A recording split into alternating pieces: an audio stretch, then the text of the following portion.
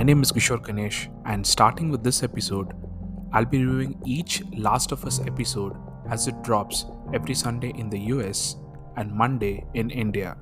The Last of Us, of course, is the new HBO series based on the phenomenally successful, both economically and critically, video game of the same name.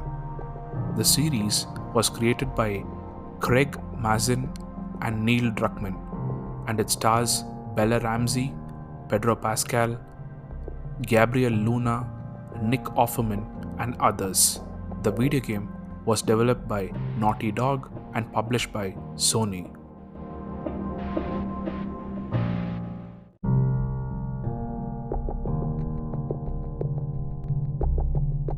First episode of Last of Us has an immense runtime of 1 hour and 20 minutes.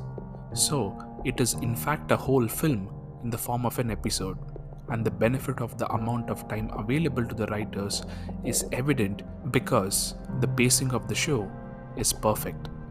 As much as I gawked at the runtime before beginning the episode, after it began, not once did I feel that the episode was long. It was perfect. Of course, it is not just the fixing of the runtime that is the whole reason for the success that the show has experienced.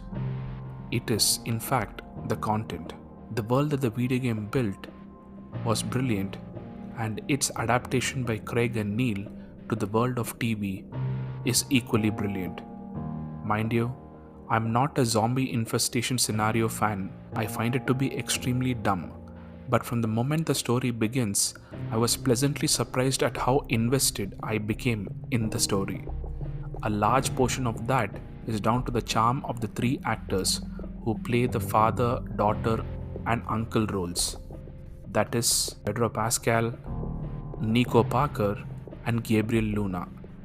A sweet sitcom family is used to draw you in, with you praying at the back of your mind that no harm comes to them thanks to the impending threat that is evident from all the material that is available to tell you about the show.